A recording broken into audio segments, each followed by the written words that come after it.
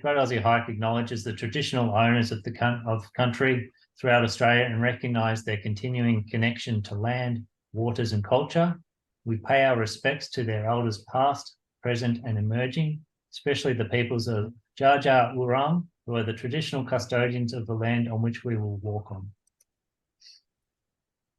Thank you everyone for joining us this evening for the Great Aussie Hike information session for our Daylesford 2024 challenge. I'd like to introduce our host for this evening session, the founder and program director of the Great Aussie Hike, Anna. Thank you, Luke, and welcome to everyone. Thanks for joining us. Joining me this evening will be Luke, who's our course and operations manager, Tony, who is our event control centre lead and has also been the head of our first aid and patient care for the past couple of years, Clara and Tash from Beyond Blue, and we've also invited along Stefan and Jess, who are past participants and can give you all a different perspective on what Challenge Day is like and answer all your questions at the end of the session. The Great Aussie Hike was developed in 2020 with the aim to keep people connected, staying active in nature, and having a goal to work towards to help their mental health. It began as a one-off to help us get through lockdown, but due to the amazing support from our community and people asking for a walking challenge with a difference, we continue to develop new and exciting events. We have always been a volunteer-led, not-for-profit organisation with 100% of funds invested into the safety and support of our participants.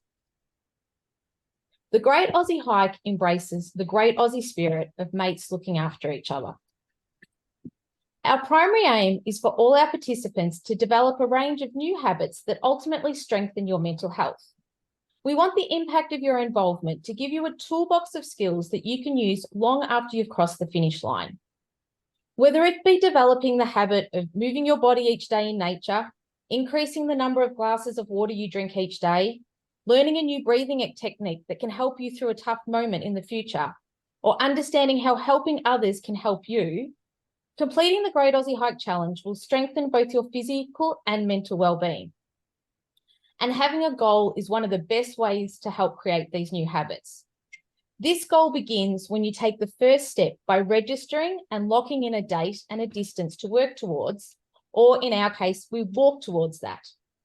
And never underestimate how amazing that feeling is when you do cross the finish line and achieve your goal. So let's have a chat about our next challenge, which we're walking around Daylesford, Hepburn Springs and Wombat State Forest on a stunning new course on April 26th to 27th next year. For those of you who aren't familiar with Victoria, we do know we've got some interstaters joining us tonight. Daylesford is located northwest of Melbourne, close to Ballarat. The Daylesford Tourism website estimates that it's a 80-minute drive from the Melbourne CBD. There are 4 distances available for your team to choose from this year. The challenge is spread over 2 days of 50-kilometre courses. Our 100-kilometre teams complete both days, while our 50-kilometre teams can choose to walk day 1 or day 2. The 80-kilometre teams complete the 50 kilometres on day 1, and then they have a small sleep in on day 2 when they come back and join the 30-kilometre course. The 100, 80 and 50-kilometre distances all require a minimum of 5 team members, but yes, you can have more people if you wish. The 30-kilometre challenge runs on day 2, being the Saturday, and the 30-kilometre team requires a minimum of 3 team members, but again, you can have more if you'd like to bring along some extra mates. The 100-kilometre, 80 and 50 teams all have the option to either have a walk or share the distance team. Walk the distance is the traditional event format where 4 team members walk the full course length, and then the 5th team member is the support crew or the driver for the entire challenge. Share the distance is unique to the Great Aussie Hike and designed to allow people of different fitness levels to all participate in the same team, especially as this is about doing something with your mates. With Share the Distance, team members take turns at being the support crew for a section, which also gives them a rest from walking for a couple of hours before returning to the course for the next section. If some team members need additional rest, we have sections later along the course where the risk factors are a little lower, so you can rest more team members and still get your team to the finish line. Here is an example of how a 100-kilometre share the distance team might work. Please note, this is only an example and not how you have to organise your team. In this example, let's have a look at team member 2. So the plan that the team went into this event with was that team member is going to walk the first 2 sections. They're going to do 11 kilometres, have a rest at our wellness stop, walk 13 kilometres, then they're going to rest out section 3. This is a 15-kilometre section, so they're getting a good 3 or 4 hour break before hitting the course again to do 11 kilometres. They then go home, have a sleep, have a rest, a shower, freshen up for the next day. They're coming back and they're going to do the 15 kilometres, have a rest at the wellness stop, do 8 kilometres. Then they've decided to sit out the next 9 kilometres. They're going to be the support crew and help out with their team for that section. They're planning to then pop back on for 10 kilometres before they're going to rest the last section. They're thinking they might be a bit tired then. The only requirement that we have with this is the last 500 metres of our course, we always have somewhere where all the team members, if you weren't on course for the last section, you need to get down to that last 500 metres so you can all do the last little bit and cross the finish line together. So this is an example we've put together, working on the minimum walkers that are needed for each section. It is okay if you want to have more. So for a team of 5, you can have 4 people on course each section. You don't have to have the 2 here, you can have 4. However, this works really good if people are getting tired towards the end of the second day, or you've got an injury, or any of those things. It means that as long as you can get 2 people on course, we can still get you safely to the finish line. Of course, if you have a larger team, you can have 5, 6, 7 walkers on course per section. You just have that one person sitting out as support crew. It's also completely up to your team how you would like to structure your share the distance. You might have some team members who want to walk the whole distance, being the 100, the 50, or the 80. You might have a couple of team members who only want to walk one section. They just want to be involved. They want to get out there for a bit on the day, but they'd really like to be support crew for the rest of it. For us, it's completely fine how you want to do your team. We just say it's your team, it's your way. As long as we can tick those 2 safety boxes of having the minimum number of people on course to suit the risk factors of that section, and you've got a support crew, the rest is completely up to you. These tables are available to download on our website. This means that you can start to have a play with how your team might work. It's also a really handy tool if you're putting a team together and helping your mates understand when they would be walking, how they'd have a break, getting them an idea of how far they might need to train for. So jump on the Share the Distance page on our website, download your preferred distance, and you can start having a play. Tony, you've been looking after Henry, who's one of our younger participants, since he did the 30-kilometre with us in Gippsland, right when we started. Now, Henry came back this year in the course that we've just done as part of a 100-kilometre team.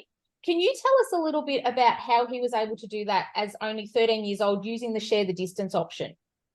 Look, it's a great question, and for someone at 13 years old to be able to get through, I think the best thing and the most important thing is that he trained and he started his training early.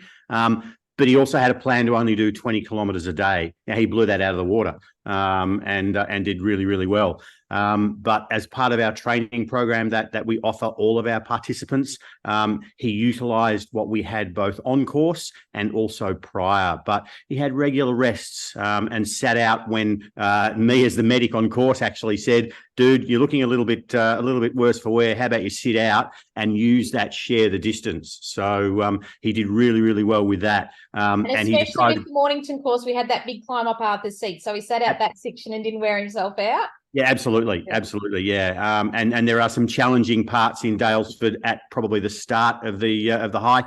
And you can choose to finesse that the way you want. He checked in with our medical team, obviously. He got some massages, as most people do on course. But really, really importantly, during the day, he hydrated and he fueled himself up for both of the 2 days that he was on course. But I think the biggest thing is that he used to share the distance within the team that he was in so that he could achieve his goal, and then he finished with his entire team, and everyone then were high-fiving, just as you see now on the video, and he smashed it. And it also meant that when he was on course, it meant that some of the other team members could go off course and have a rest, which meant that they all made it to the finish line. They had all different fitness levels and ages in that team. So that was really great to see. If anybody wants to watch that video, it's actually on our social media. The audio works horribly on Zoom, but it's worth going and listening to him. He's pretty, if you want to see what the feeling like is at the finish line, listen to Henry on our Facebook page. But Tony, you've spoken to hundreds of teams over the years. How have you found the Share the Distance allows for greater inclusion with friendship or family groups? Look, I think it's a huge benefit that Great Aussie Hike offer. It allows a bunch of mates, a bunch of friends to be involved, have a larger cohort within your team, and everyone participate and everyone feel as though they've done 1 section, 2 sections, right through to most, if that's what you want to do. But it allows people of different fitness levels to really get together as a group of friends, and inclusivity is what this is all about, both within the days that we're walking, but also in the broader scope of what we're trying to do with our fundraising as well. And at the end of the day, when you're saying before the day, that's also that all the friends get to participate in training walks and things like that. Like, we have a lot of teams who say they have so much fun and such great bonds are created in the lead up to the event. The event's almost just the party at the finish line.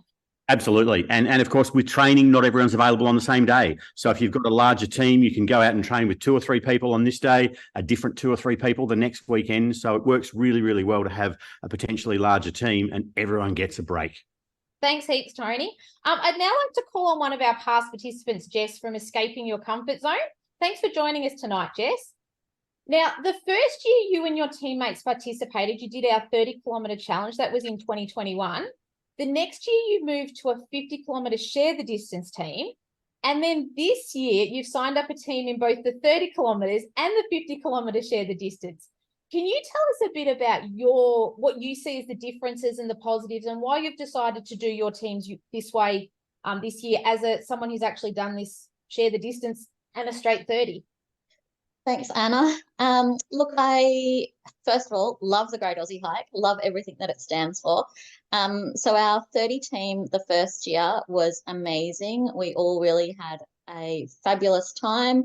We have all come back since then in various roles, either to walk the Share the Distance or as support teams as well.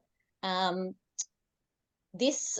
for next year, we've got both the 30 and the Share the Distance team. And the reason for that is because it offers that inclusivity. So our members from Escaping Your Comfort Zone are all over Victoria.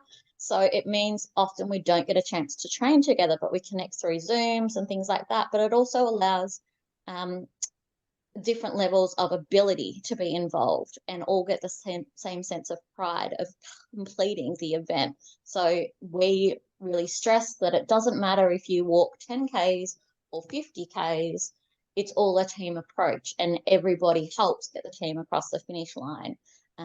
So often, someone that might say, look, I really want to be involved, but I'm not sure about the distance. We say, come join the Share the Distance team. They may walk 10Ks, they may walk 20Ks, but it all helps the whole team finish the event, and that's the really important thing. And Jess, do you find they actually walk further on the day than they think they can? Absolutely, definitely. So our first year of Share the Distance, it was the 57K, and we actually had 2 team members complete the full 57, and then a couple meet personal bests of kind of 40 or something as well. A few in the 30, and then a few that just did 10 or 12 as well. And everybody helped make our team finish and cross the finish line. And that's the beauty. Often people are like, oh, but I only did 10. It doesn't matter. Every amount counts and every amount helps the whole team succeed. Yeah, the same as we get annoyed when people say, I'm only doing the 30. Like, it's all amazing. But the other thing is sometimes in the Share the Distance teams, we find if you're the fresh person who's come on, who is just doing one section, or you've had a big rest, you're coming in with a little bit of energy. For those that are feeling a little bit tired, and, sometimes it can be a bit of an emotional roller coaster, and that new energy into the team for the next section really pumps everybody up and helps them get through that next part of the course. So that's really great. Absolutely. It's so important. Yeah. Thanks so much, Jess. Now, we've talked about the options for those with a team. However, it's important to also quickly run through the Great Aussie Hike Community Team. This is where single or duo walkers can still be part of the fun while we can still keep you safe on course. So it's people who can't reach the minimum of 3 or 5 team members. What we do is you register into the Great Aussie Hike Community Team. Now, Stefan, are you with us? Yeah, I am. I'm here. Hey, How are you all going? Stefan, how are you doing? Yeah, I'm good. How are you, Anna? Good, thanks, Stefan. So you've always participated as a member of the Great Aussie Hike Community Team. Yes. Understandably, it can be a little daunting to sign up to a team where you don't know anyone. However, from what we see watching these teams on the sideline each year, there seems to be some amazing friendships formed. Can you tell us if that's the case? Yeah, most definitely. And thanks so much for having me on board again. It's a massive honor. So yeah, I've made friendships outside of the event. We catch up, we go for hikes, we go for walks, but we also just talk about life in general and how we're all going. And then also a bonus, you build your little community on Facebook, and also we now contribute in other events that we thought we wouldn't be able to get team members to do from our friendship base. So it's been really good over the years, meeting new people, meeting like-minded people, and then sharing that journey out into the real world as well. So, Stefan, you talked before about like meeting on Facebook and Facebook groups and stuff. So you connect with each other before Challenge Day? Yes, that's correct. We might either, like, logistically, if we're too far away from each other, we might have Zoom chats, but we'll always meet up for a walk and a talk or a coffee. And we always try and plan. I always say it's always good to have a plan for success. So yeah, no, it's really, really good. And what's been your favourite thing about being the member of the community team? Meeting, like-minded individuals and realizing that, we're all the same. Sorry, there's a car driving past. Okay. I'll let that one go. I'm out and about once again. So yeah, meeting like-minded individuals and then noticing that we all share a passion for mental health, physical health, and the great outdoors, walking in nature. And it's also great because it means we can't safely let anybody out into the Australian bush all by themselves as part of our event, but it means that you don't have to have a team, that you can still come along and be part of our big team. This year is the most popular the community team's ever been. We already have 30 people signed up over the different distances. That doesn't mean you're going to have to walk with a team of 30 people on the day. But at the moment, that little community and that Facebook group is growing, and they're posting things going, I live in the northern suburbs, or I'm down on the peninsula, or anyone want to catch up this weekend for a walk and stuff like that. So it's great for people who might want to meet other people within the walking or hiking community. That little group is already growing. Closer to the event next year, we'll actually divide people off into their different distances, and there's quite a few 30K, so we'll make them into smaller teams just to make it more functional on the day. But please don't feel like you're not welcome or that there's not a place for you in Great Aussie Hike. That team is really inspiring at the moment, isn't it, Stefan? It is, and I can see them always chatting away on there, and it's never quiet. There's always moments of motivation and education as well, which is great. So if you need to learn about blisters or gear, if you're a newbie, what kind of stuff you need to pack, it's all on there. Everyone's sharing their thoughts. So yeah, another great asset to why the Great Aussie Hike is really helpful. Yeah. Thanks so much, Stefan. All right. No worries, guys. No worries. Thanks, Stefan. So now let's have a talk about what most people want to know about, and that's what's this course that you've written like. Luke, tell us why you picked Daylesford this year to hold the 2024 Great Aussie Hike. Yeah, no problem. All right, thanks, Anna. Look, growing up in Bendigo, Daylesford has always been a beautiful place to visit with diverse landscapes and an interesting history to discover and enjoy. There's actually 3 long walking tracks that converge on the area. One coming from Ballarat, one from Bendigo, and one up from Bacchus Marsh. And it's just a natural wonder that needs to be explored. So I think we should go and explore it. What do you reckon? Let's start with what day one's like. Look, day one, it's a 50-kilometre course divided into 4 sections. Starting in Blackwood, the course loosely follows the Lerderderg walking trail and spends the day winding through the majestic Wombat State Forest. There are 3 stunning bush stops throughout the day, finishing on the evening in Daylesford. And here's just some of the photos of our recce course out in the middle of winter. So a little bit dull and greenier than it will be. It still looks pretty stunning to me. Still stunning. Okay, so then on day 2, you've got a 50-kilometre course running and a 30-kilometre course. How does that work? Okay, so this will work as in the morning we'll see the 50 kilometres starting and walking around the gorgeous Moorabool Reservoir at sunrise. Then heading north along the Wallaby track up towards Daylesford. Our 30-kilometre team will start and finish at the Daylesford Showgrounds. It's making it easier for them for transport as they can park and walk and end up back at their car. So the 30K teams will travel south for about 5Ks, and then they join up with the 50-kilometre course. Now, that final 25Ks for the 30 and the 50, with all walkers will walk together, and they'll go past the lakes of Daylesford, up into Hepburn Springs Spa region, and finish back at the showgrounds. So, Luke, if the 30-kilometre walkers are coming down onto the same course that we've already got our 50 and 100 kilometres for that day walking, doesn't that mean that we're just going to have this massive bulk of people and everyone's shoulder to shoulder and it's going to be a really crowded course? Not at all. We plan the 30-kilometre start time so that most of our walkers will stay ahead of the longer distance teams. This just means everyone will have a bit of space out there. It'll be quite spread out over the sections. And it's not a crowded course. No, and it's also good to remember by that stage, your 100-kilometre walkers are into their 75, 80 kilometres. They're going a bit slower. So walkers are spread out over quite a few hours. For those who'd like to look further into our course maps, it is hard. There's going to be a lot of you watching this on your phones. So we didn't get too caught up with the maps. But the maps, the gradients, the section distances, they're all available on our website under the course page. So go and jump there and you can really get into the distance that you're looking at. Capra has also introduced this week this new 3D map. So all you've got to do is click on this little button and it actually takes that map into a 3D form. So you can follow it along and get a bit of an idea.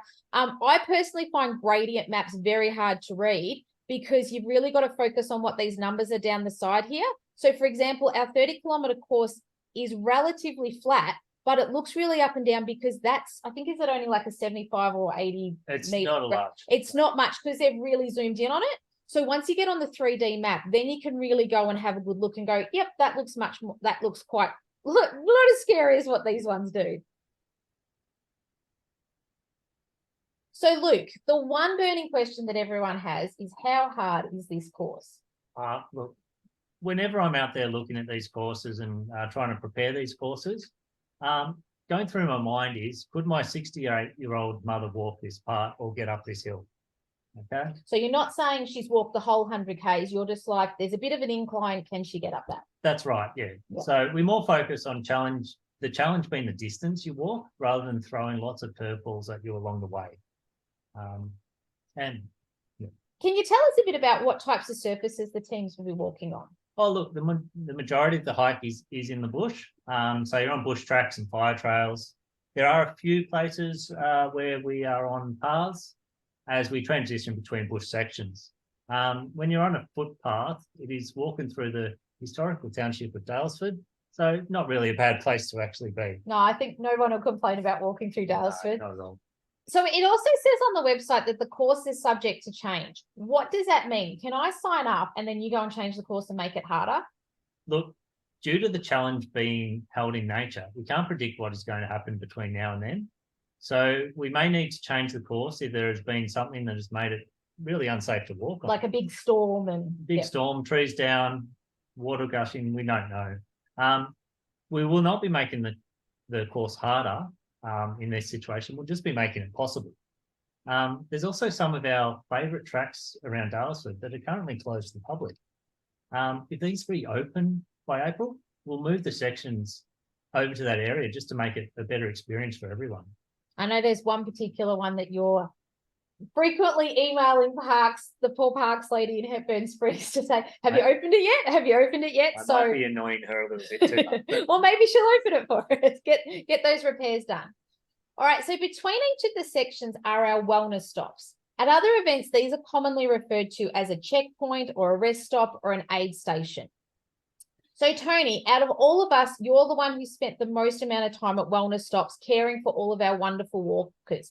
Can you run us through a bit of what they are like and what people can expect on the day? Absolutely, Anna. I think, again, the thing that's come through of our wellness stops is it's a place for people to congregate and reconnect either within their own teams or with other teams, and again, just have some fun. You know, the wellness stops that we had on the peninsula this last Great Aussie Hike were amazing. People come out with lots of food and camp chairs and lots of frivolity and fun, and it's again that positivity that comes through on the wellness stops. And that's from a team point of view. From an organisational point of view, we ask you to check in and check out, so we know that everyone's in and out when they need to be and on time. We have some allied health people there, be it masseurs, be it physios, be it podiatrists. Obviously, our medical facilities are there as well, which is what I've been involved in since the inception of the Great Aussie Hike. And we can tend to sore feet, blistered feet, anything else that needs to happen. I think a lot of the time you're having a good chat to people, Tony. Yeah, I don't mind a chat. It's a really, really good place, and you know, we've been at these wellness stops for the number of years that we've been going. You can rehydrate, you can grab some snacks, and importantly, you can stretch out those tired muscles. And again, as part of the share, you can tag in and tag out at the wellness stops, and they are very much a wellness stop. They're not just a check in, check out. There's music going, there's fun, there's people dressed up in crazy costumes.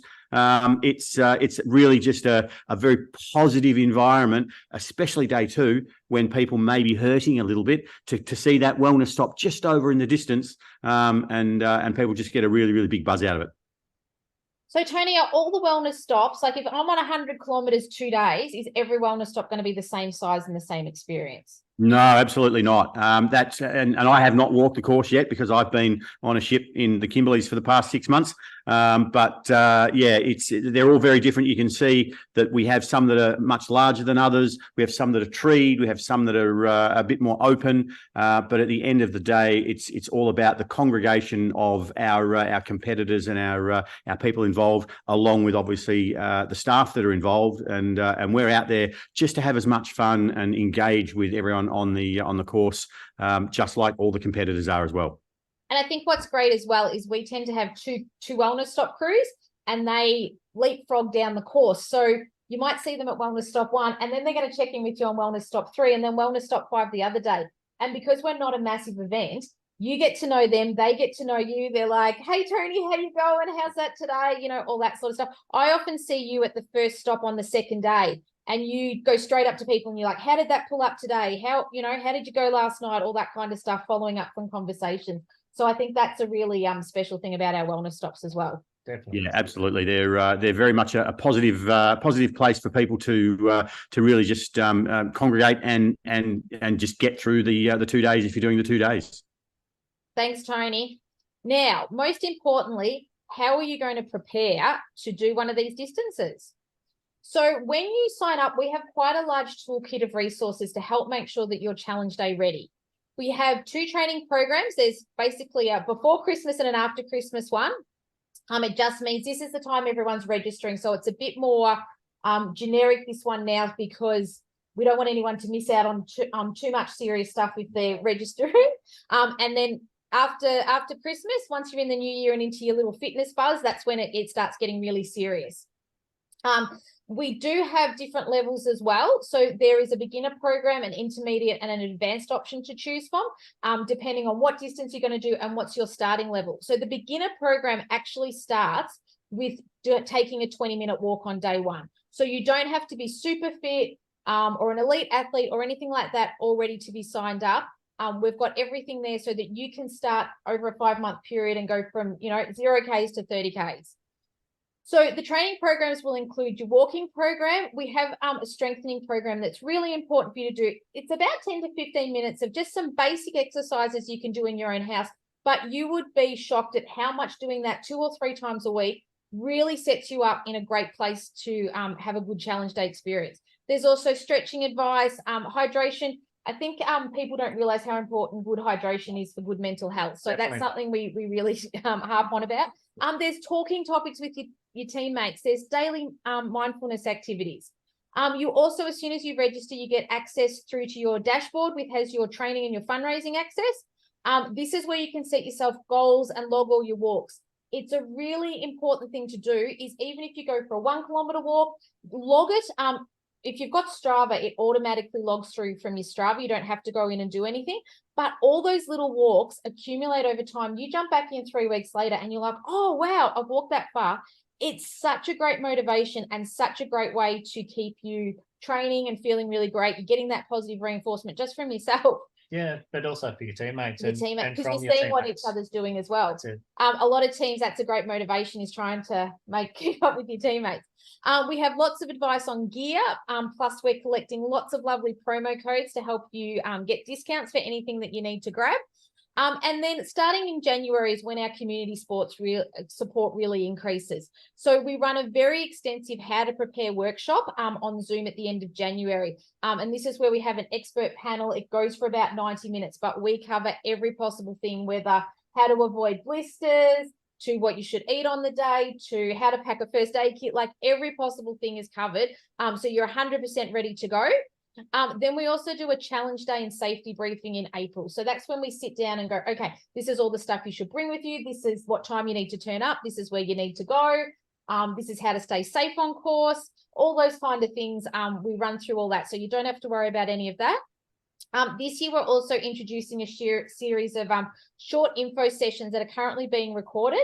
So, for example, we've got Rowan from Summit Strength Training. He does specific hiking strengthening training, and he's written a small program for you guys that will be available after Christmas. And he's jumping on and doing some videos with some bits of advice.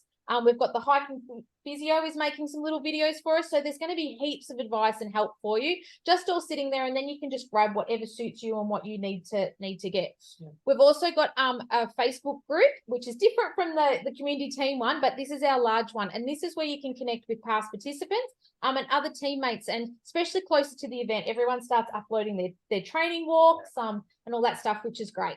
It's inspiring to see all the different photos come through from wherever they're training, and it's great news about other places to walk as well. But Tony, you've been caring for all our people for all the years that we've been running. What is the difference you've seen between people who actually train and prepare for the day versus people who just turn up? Look, I think overall it's the enjoyment of the event. If you've done what you need to do, and a shout out to Rowan from Summit Strength as well, because I've used his programs to prepare for some hiking in the Himalayas, and he really knows his stuff. So we're going to get some good things from him. We're very lucky that he's jumped on board to help us out. We are. Yeah, I've been using his programs for a number of years, but it's really just coming back to preparing your body for what is, for the 2-day event, a fairly large challenge. But it all then stems down to your body's ability to recover on the night of the first day, and then back it up again the second day, and how much enjoyment you'll have. But it's also not just about training and getting out and doing miles. It's training and doing miles with the gear that you're going to use on course on challenge day. So don't go and buy a new pair of shoes, for God's sake, please, folks, because that's just going to end in tears, and the next will be really busy. And it's the same with your backpack and your hydration system and your nutrition. Get it all dialed in early if you can, and then just fine tune it for challenge day. And then that way you'll have a much, much greater enjoyable experience with your friends and also the other people on the other teams. Like, one of the biggest things we see is people carrying just their regular backpack. They've popped a drink bottle in it, which is fine when they go out and do a 10K walk. If they're walking 50 Ks in a day, suddenly that drink bottle is rubbing a part of their back, or it's moving around, or it's heavy on one side. So they're all the things that you can figure out before you actually get to the challenge day, and it helps have a better time. Yep. Tony, with 5 months to go, is this enough time to get ready? Oh, absolutely. 5 months is enough time to get ready for any event at all. I mean, I got ready for a half Ironman in 12 weeks. And did it okay. 5 months is a great amount of time, because we want you to start at the beginning. We want you to start with a 20-minute walk, and then build that up to 30s and 40s, and then an hour, and then 2 hours, and let your body really tell you how to do that. But that length of time is a fabulous amount of time to engage with your friends, to really prepare your body, to get your equipment dialed in, to get your nutrition dialed in, and get everything in that package so that on challenge day, you're going to turn up, and or both days, of course, for the long walkers, and you're going to absolutely smash it out of the park. So if I've got a basic level of fitness now, can I go and train for the 50 or 100 kilometres, or would I be better just to go, I'll stick with the 30? Look, I think anyone who's got a base level of fitness, who doesn't have any predisposing factors, and just gets around town in an average way on a day-to-day basis, you'll know fairly soon how far you want to go. But absolutely, remember, come back to sharing with your friends. You don't have to walk 100 Ks. You can do, like our 13-year-old did, you can do 60 or 70 and still put in. You can do 20 or even 10. It doesn't matter, but you're part of something much, much bigger. So, yeah, you can certainly get there with an average level of fitness. The course is not super, super challenging. I don't think, from what I've seen, I don't think it's as challenging as last time. Perhaps not quite as many big hills. I think anyone of an average fitness can really come out and smash it. Thanks so much, Tony. And now we're going to say hi to Clara and Tash from Beyond Blue. Thank you, Anna. And hi, everyone. My name is Tash, and I'm here tonight with Clara. We work in the fundraising events team at Beyond Blue, and we are so excited to be the charity partner for this event because we know there is such a strong link between mental and physical health. Mental health is something that affects 1 in 5 people. So we'd like to acknowledge that some of you on this call today might be personally impacted. So right now, there are around 4.8 million people in Australia living with anxiety and depression. And sadly, on average, 9 people die by suicide every day, with more than 200 attempting to take their lives. Beyond Blue provides advice, support, and connection for millions of people seeking help for themselves and their loved ones. You may have heard of our 24/7 support service, which provides free and confidential counselling and referral to people via phone call, web chat, and email. Over the past year, we've had over 300,000 contacts and have seen an 18% increase in demand, which is why we are so grateful for events like the Great Aussie Hike that can help us fund this vital service. The support service is run entirely on donations, and by fundraising through your Great Aussie Hike, you'll help start a conversation between a trained professional and someone in need. So now over to Clara, who's going to show you just how fun and easy fundraising can be. Thanks, Tash. Hi, everyone. That's exactly right. We've made it really fun and easy for you.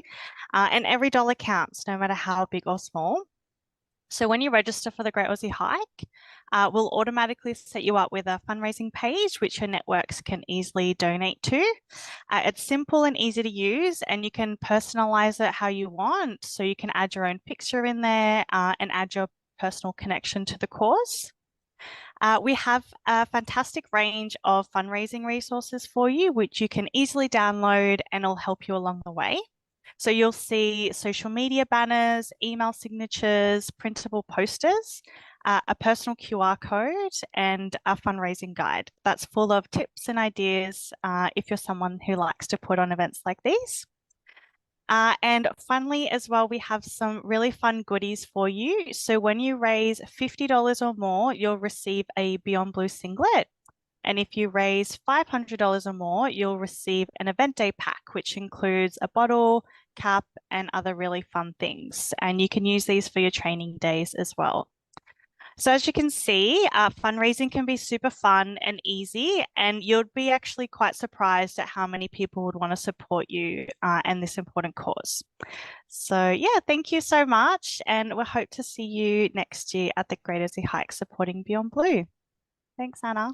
No worries. Thank you, Tash and Clara. But it's worth taking a moment and going back to what I spoke about at the beginning of the evening, where our aim is to help our participants not only be physically healthier, but also to strengthen their mental well-being. Thinking beyond self is something that, yes, helps others, but it also has an extremely positive effect on your own personal psyche. Clara and Tash have made it super easy so that it only takes you 30 seconds to download a graphic, copy some words they've written, and pop a post up onto your social media platform. You might get $10 in donations. You might get 200. It doesn't really matter, because in this current economy and with mental health issues rising, every little bit helps enormously. While we don't have any compulsory fundraising, I'd really encourage those of you who join us for the challenge to think about what a difference your steps can actually make. You're doing something quite extraordinary, and knowing that when you cross that finish line, you've also helped those in need, it will be an exceptionally rewarding experience, especially when it would only take a minute of your time to help out. So the big thing that we would ask everybody here tonight is, if you are coming to join us, please sign up this week. Do not miss out on our early bird discount sale. You save $60 per person. So for a team of 5 team members, that's actually a $300 saving. So it's massive. Do not miss it. You also don't have to wait for your teammates to sign up for the early bird. So if you're worried that, oh, not everybody's organized yet, you just get signed up. You get your $60 discount. You've got until the end of February to fill your team. So just get in, get registered. It's really important to remember as well that when you're registering, you have 2 options. You can pay in full, or you can pay via 4 installments. So for a 30-kilometer challenge, I think it's $30 is your first payment that you've got to make.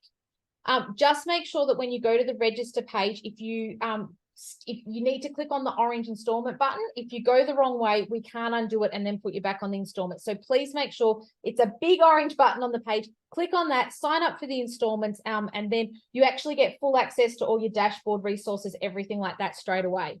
The only other thing you need to know is what distance you're going to join. And if you're starting or joining a team, if you're joining a team, please have a chat to the person who started the team. Make sure that you have the team name, because you need to enter that so that you can join together. And then when you get to the checkout, we've had a lot of questions about this. You can just untick the little box to avoid the registration platform fees if that's not what you want to do. We'd like to take a moment to thank all our amazing challenge partners who donate loads of products for you to use at the challenge, help out by providing advice and program support for our participants, give us discount codes, and contribute to the massive collection of giveaway items that we're currently collecting for some huge training and fundraising motivation prizes in the new year. These are giveaways you're not going to want to miss out on. We'll finish up our presentation with one of our favorite pieces of wisdom. If you want to go fast, go alone. If you want to go far, go together. At the Great Aussie Hike, you will go far, but we will do this together. You will have our support from the moment you register and throughout your training journey. On challenge day, we will be beside you every step of the way. We always say, you get yourself to the start line, and then it's our job to get you to the finish line. It's a wonderful experience, and we would absolutely love you and your mates to come join the fun. I'd like to take a moment to thank you all for giving us some of your Sunday night, and for all our panelists for helping out tonight. As long as technology has done its thing, we will be able to send you a recording tomorrow so that you can go back over anything, or you can share parts with your mates who might be interested in joining your team. We'll also hang around now for anyone who has some questions, but we understand sometimes you don't want to ask a question in front of everybody. So we're also available all throughout the week via phone or email, or you can book a call with us or anything like that. So it's fine for you to take your question and also ask it at another time. But thank you so much, everyone, for joining us. And if anybody does have a question that they'd like to ask us, feel free to go ahead now. Or have we answered everybody's questions, Luke? We didn't actually. Come on, there's got to be one question. Are you going to do the massages, Tony? Absolutely not. Absolutely not. No, but I will be there to share the fun. And, for everyone that has not participated in one of these before, I've done every one of them, and they are amazing, and you will form lifelong friendships and on the day have just a cracking time. So get amongst it and come and join the fun. Well, like we've met you, Tony, and you're one of our good mates now. Yeah, and exactly. That's who the first aid company sent us to that very first event. Yep. All those years ago.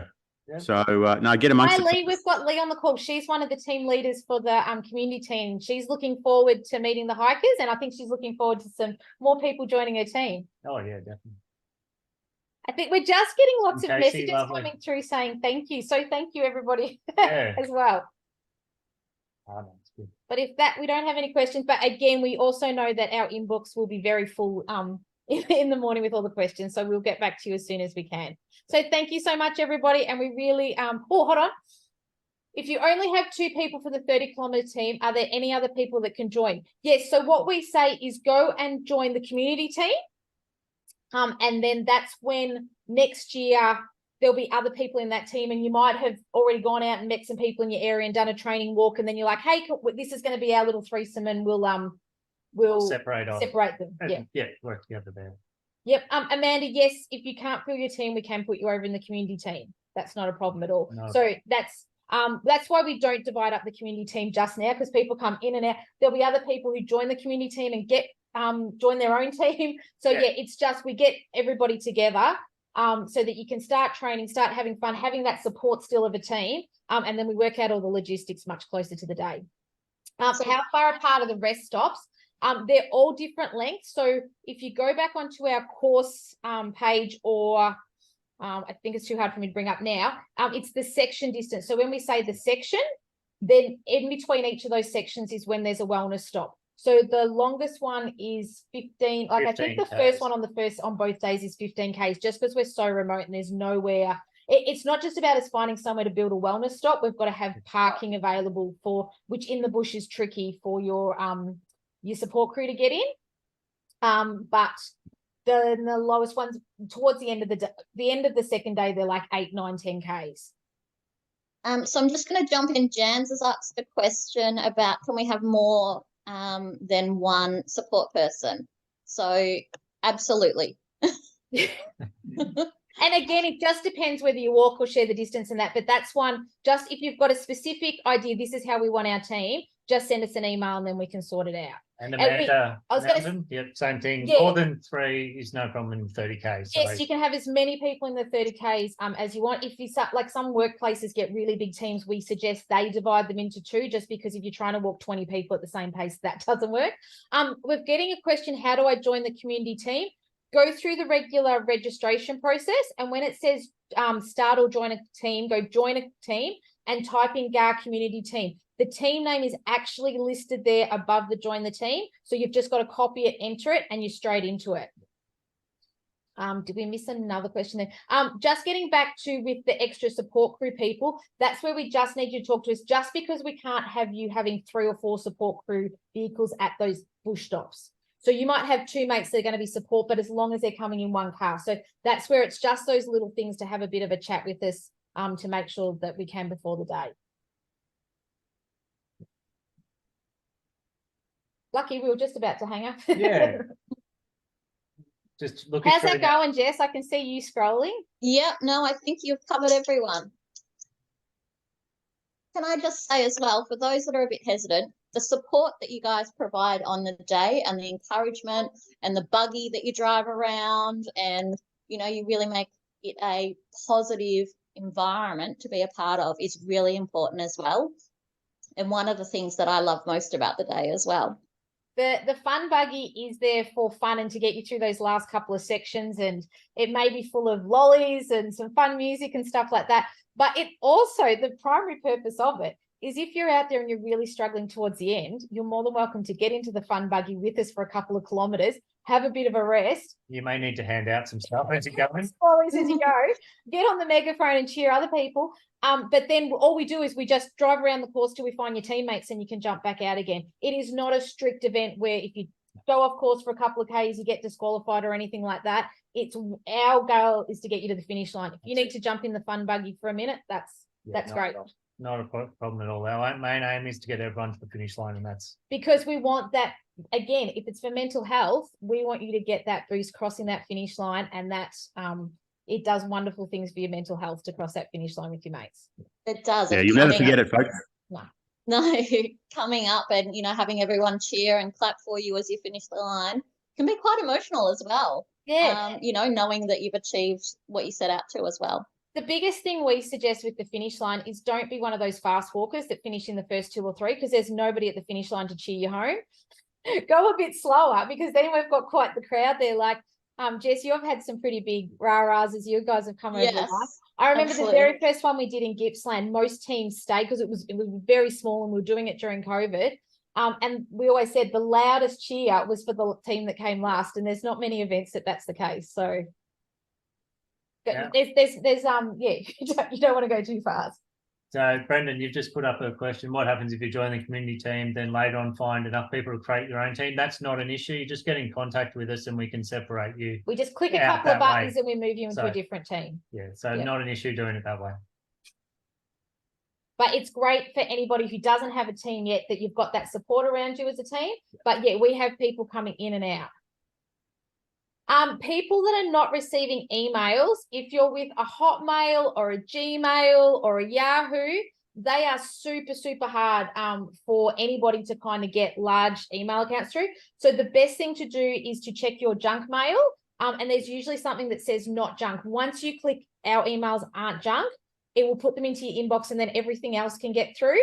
The other thing that you can do is sometimes send us an email to hello@greataussiehike.com.au. Then that's your server also recognizes that that's working. But KM, I don't know what your first Kim Valentine. Yeah, just send us an email if you're having trouble with that. But if the money's come out of your account, it definitely it automatically triggers an email. So you're automatic, but just connect with us so that we can just try and maybe we send a couple of emails back and forth to each other and trick your email server. It's just hard. Okay. Unless there's anything else, anyone got any questions? But yeah, Kim, just send us an email and we'll sort you out. We really want you to get the emails because especially come next year, it's not just a transactional receipt or things like that. There's a lot of information. We'll do an email just on blisters. We'll do one on the giveaway, like all that kind of stuff. So especially the safety ones, the participant info guide, that's one of the most popular emails we send. So we really want to make sure that you're getting those messages. Yeah, definitely. And we'll follow up and check if there's anything, just any other little issues we can see here as well. Nothing we can't sort out. Except the weather. We deal with it. Right. Well, thanks so much, everybody. And yeah, feel free to email us or give us a call if you've got any further questions.